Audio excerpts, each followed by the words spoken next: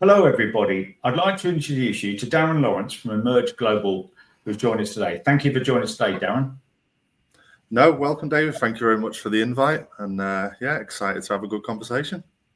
Absolute pleasure. So can you give us an overview of your business, please, and its position in the supply chain cycle?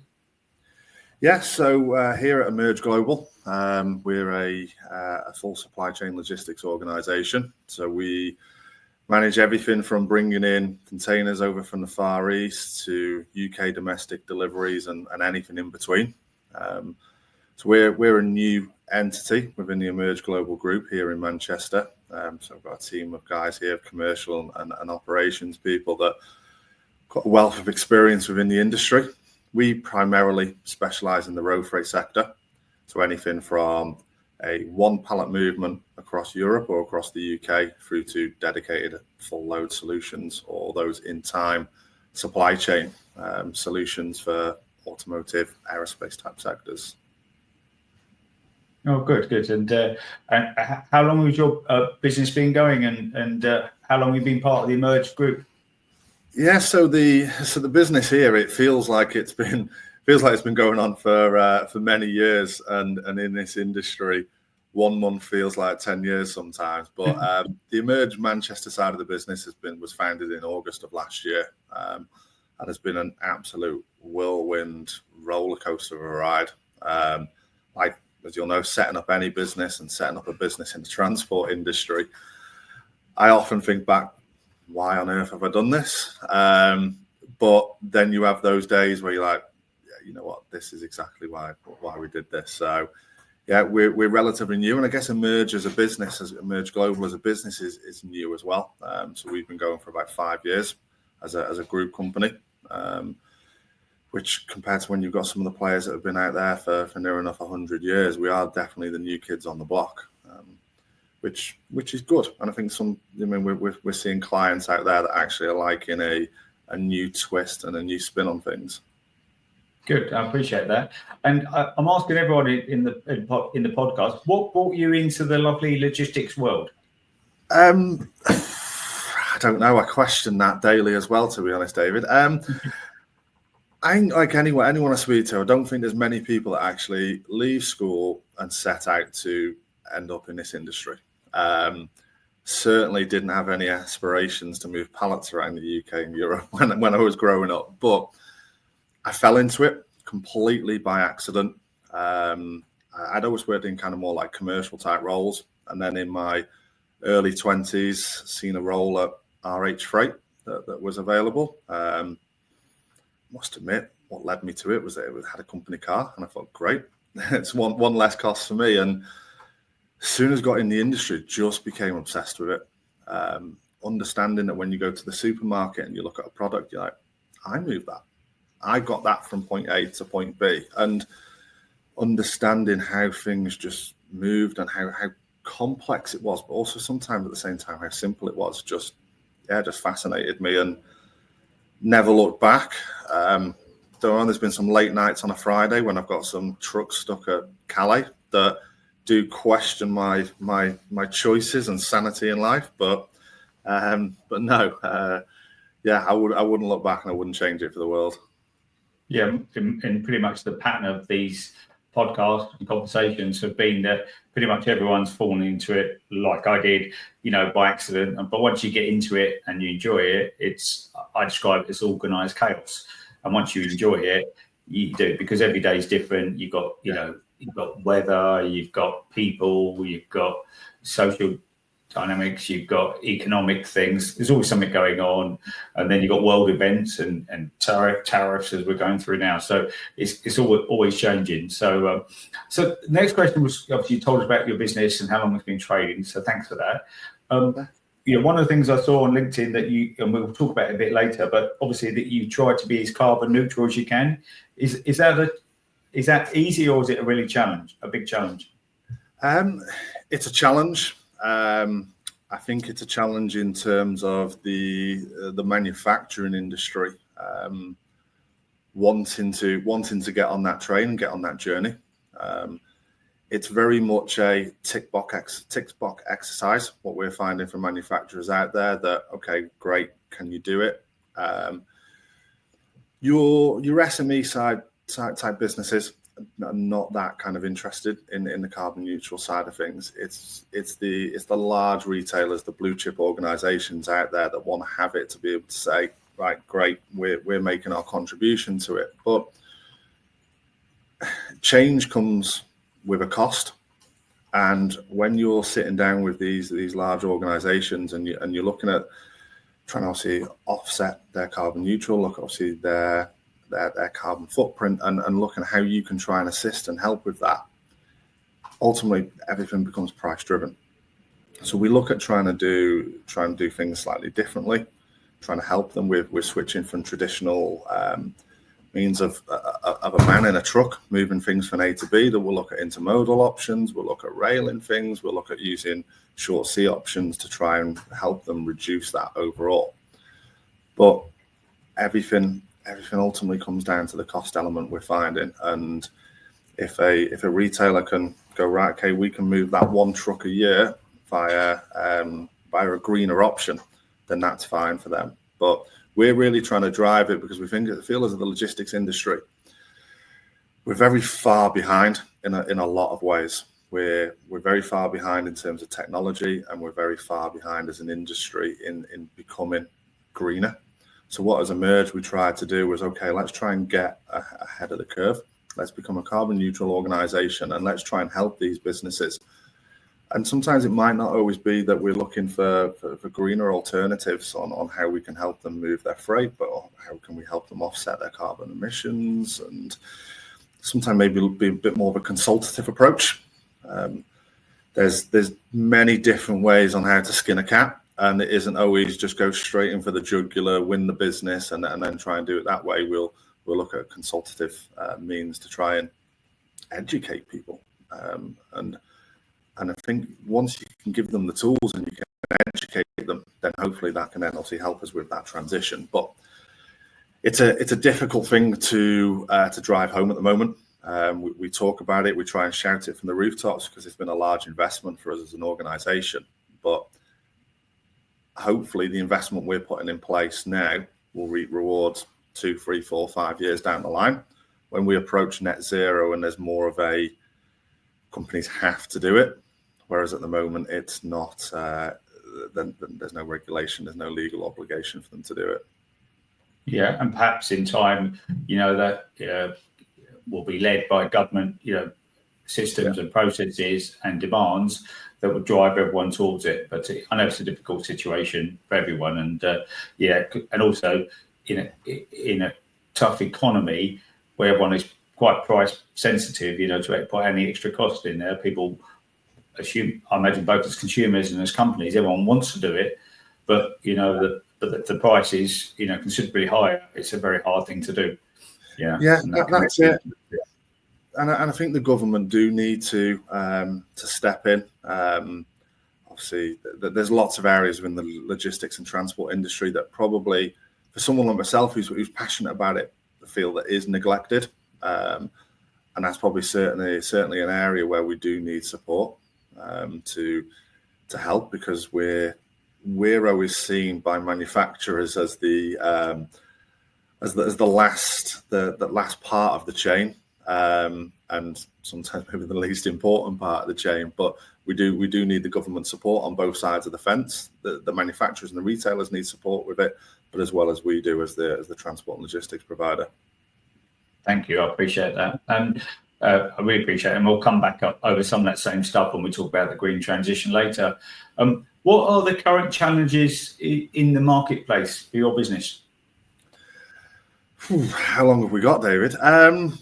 Lots, to be honest. I mean, rising costs, labour shortages, that are certainly obviously two of the main ones at the moment, where logistics industries, whether you're an asset-owned business or you're a freight forwarder, the rising cost is very difficult to kind of mitigate at the moment, from staffing levels of operations staff, commercial staff, drivers, warehouse staff. Those costs are constantly rising. Are going to rise even further, obviously, come April for businesses. But At the same time, because of inflation, your large manufacturers, anyone manufacturing in the UK or abroad, are wanting to ultimately drive transport costs down. And at the minute, we're in that tipping point where we're wanting things to go up and they're wanting to come down. And it's going to hit that point where it's going to become very difficult. We see it at the moment with transport and logistics businesses going bust right, left and centre. And it is very difficult. You've got your small haulage firms, which probably account for 80% of any haulage firms across the UK, are the ones that are finding it more difficult, the ones that are struggling with that transition. And I think, 500 went bust last year, probably looking at another 500-600 this year. I think there's some stats that since COVID, there's been around 1,200 transport businesses gone bust in the UK. And it's all just because of the rise in costs. And you can only take that cost for so long before either A, go bust, or B, you put your price up. But there's always another transport company out there that's willing to take it on for that cost. And I think until the whole industry either get together or the government get involved, it's going to be very difficult with the rising cost for what we do. And I have these conversations with people, I mean, all the time, especially like either when interviewing or people that don't understand our industry. Everything around us, what I'm wearing, what we're sat on, the computers that we're using for this podcast, all have to be transported somehow. There's always got to be a transport company that moves that for everything that we have in our lives. And when that stops or that grinds to a halt is when everyone may start to realize what we actually do, and how we allow the economy to still function. But so that and labor shortages, we're finding across the UK and Europe at the moment that as much as it was a big focus after COVID, the driver shortage, it's not really improved. There's just less people talking about it. Everyone's moved on to something else now to talk about, but we are finding that still a big issue. I mean, there's some stats where 15% of all UK HGV drivers are due to retire in the next 10 years. But there's only 2% under 25s coming into the industry. So again, there's always going to be that where something's going to happen. It needs that. I think sometimes our industry needs that perfect storm to happen for people to wake up and realize. Yeah. I think as you mentioned, during COVID, I think, logistics for a relatively short period was looked like the heroes of the hour, which will stay up. I'm biased, but I think they are, and they do a cracking job. But everyone's sort of, like you say, moved on. So so there's some tough challenges. On the positive side, what are the biggest opportunities for your sector over the next 3 to 5 years? I think biggest opportunities for us, I'm always a believer. Sometimes where there's risk or a threat, there's also an opportunity in it. I've seen that with Brexit. As much as Brexit was always going to make my job harder, and it was a risk to the industry, it came with opportunities. I think the opportunity in our industry over the next 3 to 5 years is enhancing technology. I think companies that don't decide to look at enhancing technology at this stage are going to be the ones in 3 to 5 years that are going to be left behind. We've seen, and I am, and my team will kind of vouch for this, I am a dinosaur when it comes to technology personally. However, the strength of what AI is bringing into any industry and what it can also bring into the logistics industry over the next 3 to 5 years is something that if we don't embrace now, then we're going to be behind the curve. And I think that's us individually here as a business that emerge, but we also need to, as an industry, enhance these technologies. We're still very heavily reliant on manual processes, things literally written down on a bit of paper or on Excel, it was only probably about 12 months ago somebody wanted to send me an order via fax still. So we really need to change and embrace it. And I think with that will become large opportunities for us. Us as a business are certainly looking to drive AI and how that can help us create efficiencies in what we do, from it be order management, planning, routing, customs. Yeah, it's a big opportunity for us. Okay, thank you. And in some ways, you may have covered some of this over, but you may have other views. What are people in the sector not talking about that they should be talking about? Probably, to be honest, the technology side of things, because I think what people don't know or what people are not educated about are generally then scared about it. And it is something that we do need to talk about is technology. And I think what we can actually do as an industry is companies actually collaborate with it and not actually everyone just individually work in silo. I think sometimes as businesses, if we come together and support to try and change the industry, and it is technology is a big thing that we all need to shout about, not actually be scared about. Okay, no, that's good, and I appreciate that. Yeah, thank you. Yeah. Thank you. And we sort of talked about this a little bit already, but how do you see the green transition, impacting the sector? And with that, is there anything else that maybe other support we may need? Yeah, decarbonisation in our industry is something that we need a lot of support with as an industry. Trucks, for example. I would love to know what the stat is, but I would say probably still 98% of all commercial vehicles in the UK are run on obviously diesel fossil fuel method. But whilst you've got a shortage of these vehicles being manufactured, like anything, it's always a supply and demand situation. For us as a business or other businesses to go and lease a diesel truck versus go and leasing a alternative fuel truck, there's that huge cost implication there to it. And again, we need government support in being able to make change. And as an industry, probably decarbonisation is one of the biggest risks because the industry's not there to be able to do it. As I say, I think there's something like 60,000 haulage firms across the UK.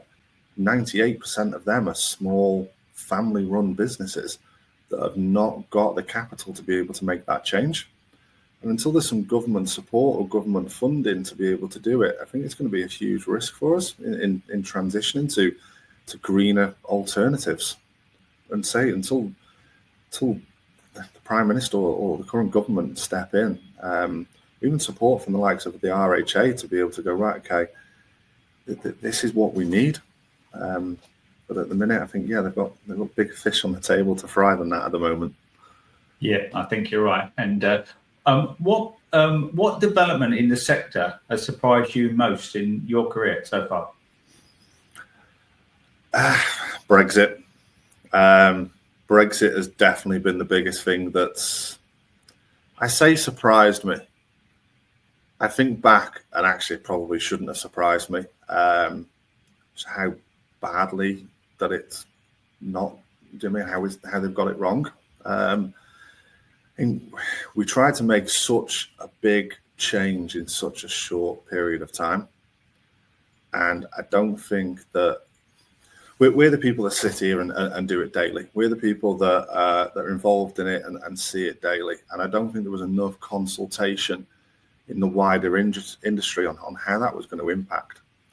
My team spend probably most of their day trying to solve customs issues than what they are actually trying to create solutions for our customers. And it's just through bureaucracy, paperwork, red tape. And it's been the biggest surprise. It's certainly been the biggest learning curve. And going back to a little point that we were talking about then before, David, is that unless you're educated on something or you know something, then also you can't necessarily help people. And it's something I've tried to do a lot of over the years, is try to help and be able to educate people. But there's that much to know. It's that difficult to be able to do. There's always something that changes. There's a new regulation that comes on board. And I still remember back to the first week when back in January where Brexit happened back in 2021 now, and a driver turned up to the office. He was meant to have gone with his paperwork to Dover. He turned up to the office in Manchester, and he had about 300 pieces of paper just for a shipment that was coming into the UK. And he didn't have a clue what he was doing. I didn't have a clue what all this paperwork was about. And there's just, it's just too difficult. And we need to look at trying to simplify that process sometimes. And I don't think the changes that have been implemented help anyone, from us to the customers to the truck drivers. They're ultimately the ones I feel sorry for, that are turning up to a customs house with a load of paperwork that they have no idea of what it means. And ultimately they're responsible of moving those goods from Manchester to Munich, for example. And they don't have a clue what any of it means. So yeah, I think it's been the biggest change. Yeah, definitely. Oh, thank you. I appreciate that. And the last question I'm getting everyone to answer is, if you could speak to the Prime Minister, then what would you ask them to do to help your business grow and flourish? Yeah, I've thought about this one quite a bit, to be honest. I think the Prime Minister may regret spending a bit of time with me if we did have to sit down and ask some questions. Firstly, I would want to know, obviously, I mean, where they're supporting, where they actually see our industry. Because for me, the way that I perceive that the government and the Prime Minister see our industry is just that we're there, we tick along in the background, and I mean that there's no support. Whereas 98% of any goods in this country are moved in via road. Coming to our airports here, I'm looking out the window. We're based at Manchester Airport. I can see containers, I can see planes, I can see trucks. And our industry facilitates all of that. But there's no support to our industry when it's needed. And our industry at the minute is pretty much on its knees. And what's it going to take? I'm old enough to remember when the farmers and the truck drivers blockaded the petrol stations decades ago. How it absolutely crippled the industry. Only then did government obviously decide to change and decide to support. And it would be, when are they going to step in and support us? They're far more willing to support other industries than the industry that's actually the backbone of this country, I genuinely believe. From support in terms of financing, regulation, but also how can we get the next generation into this industry? You go to universities and colleges, there's nothing about the logistics industry. And it's something I'm quite passionate about talking about with young people, to try and get them into this industry. And I'd love to have some government support, and that there's courses, there's more apprenticeships aimed towards that, to get that next generation. No, that's great. And it's been a theme through the, conversations we've had, very similar, that, want, someone to really value the wonderful logistics world and what it does and how it does it, and over time have some some support and maybe some financial incentives to people to invest in new things that has some tax benefits, because that's what you need investment. So I really appreciate it, Darran, and thank you for giving us a good overview of Emerge Global and what you do and your views on the wonderful industry. I'm sure our listeners and viewers will like it. Thanks for your time again. No, thank you very much, Dave.